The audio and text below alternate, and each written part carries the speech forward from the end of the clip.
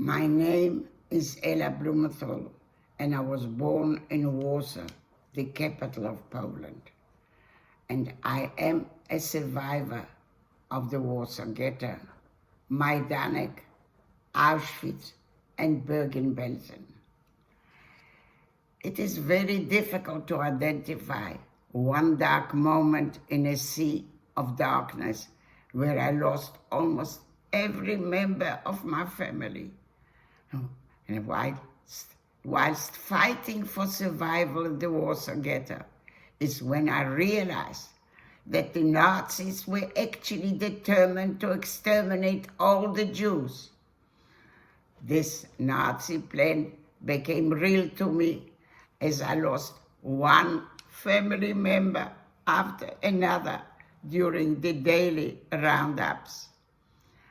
As the sole survivors of my large family, my father, my niece, and I were transported in cattle trucks to Majdanek concentration camp. I was separated from my father soon after, and I never saw him again. One night, my niece and I were amongst a group of women who were forced into a shower house, which in reality was a gas chamber. Looking up, waiting for the deadly gas to end our lives, I was at peace with my impending fate. Miraculously, we were all led out in the morning and transported to Auschwitz. And while watching another group of women tragically being led into the same gas chamber we had just exited.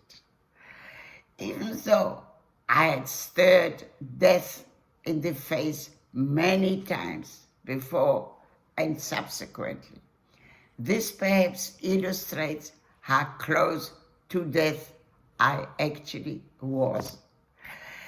In Auschwitz, my niece and I survived on starvation rations, sleeping more than 10 girls to a stone bunk. I used to try and save my slice of bread for my niece, who was younger and weaker than me, and the rats would sometimes eat it during the night. She often begged me to end the suffering by throwing ourselves on the electrified fencing. But I managed to convince her to wait another day, with the promise to her that the next day would be better. I was finally liberated from Bergen-Belsen on 15th of April, 1945.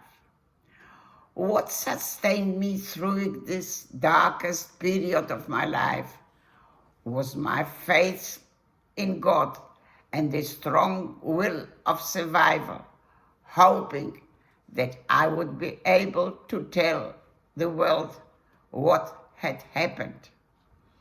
After the Holocaust, I married a South African and arrived in Johannesburg without any family and unable to speak English.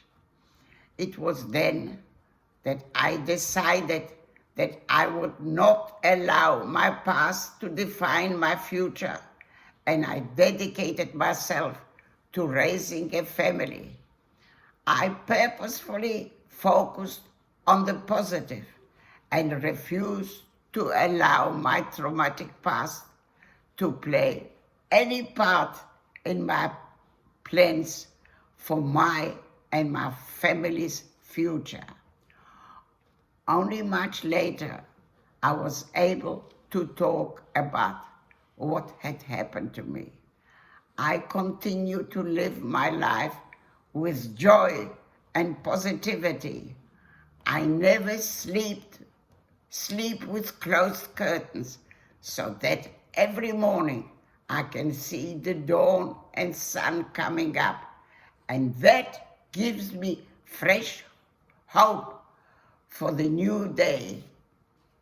My message to everyone, but especially the youth, is this: focus on what unites us rather than what divides us.